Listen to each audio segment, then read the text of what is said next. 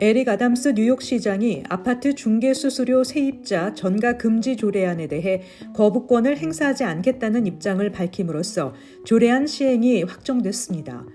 조례안은 그동안 관행적으로 세입자에게 전가됐던 주거용 부동산 중개수수료를 중개인을 고용한 당사자가 지불하도록 한다는 내용입니다. 단 세입자도 스스로 중개인을 고용할 경우 중개수수료를 지불해야 합니다.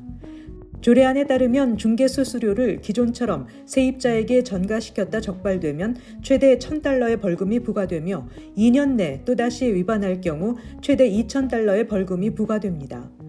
이와 함께 조례안에는 임대인이나 임대대리인의 경우 임대계약서에 임대료 외 보증금과 첫 달 임대료 등 아파트 입주 전 지불해야 하는 총 비용을 명확히 공개해야 한다는 내용도 포함됐습니다.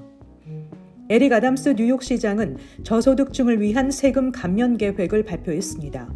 이 계획은 가구 소득이 연방 빈곤선 150% 이하인 납세자 중 자녀 등 부양 가족이 있는 뉴요커들의 시소득세를 면제하고 150%를 근소하게 넘는 납세자에게는 시소득세를 낮춰주는 내용을 포함하고 있습니다.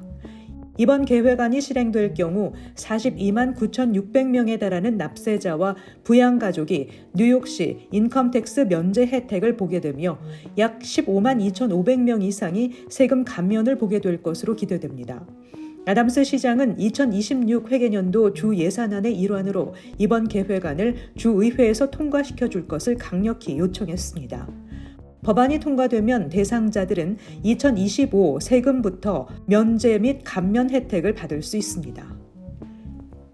서포 카운티에 따르면 카운티 내 100개 교차로에 설치된 216개의 신호위반 단속 카메라 운영 조례안이 연장되지 않으면서 지난 1일부로 운영이 중단됐습니다.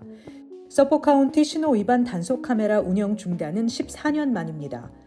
서포 카운티에서는 그동안 신호위반 단속 카메라 설치 이전 대비 교통사고 부상자 수가 감소했지만 차량 후방 충돌 사고가 증가하는 등 전체 교통사고가 설치 이전에 비해 8.6% 증가함에 따라 카운티 의회는 단속 카메라 운영 연장에 대한 논의가 적극적으로 이루어지지 않았습니다.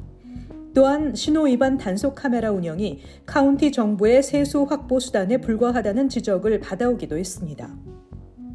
블루크로스 블루쉴드 보험을 사용하는 사람들은 수술이 특정 기간 제한을 벗어나는 경우 마취 서비스 비용을 직접 지불해야 할 가능성이 높아졌습니다. 이는 뉴욕주, 미주리주, 커네티컷주의 환자에게 적용됩니다. CBS 관계자는 2025년 2월 1일 이후 처리된 청구부터 이 조치가 시작된다고 발표했습니다. 단 22세 미만의 환자와 산모 관련 치료가 필요한 환자는 제외됩니다. 한편 캐시 호클 주지사는 X를 통해 이 같은 발표가 놀랍다며 뉴욕 주민들이 보호받도록 조치를 취할 것이라고 밝혔습니다.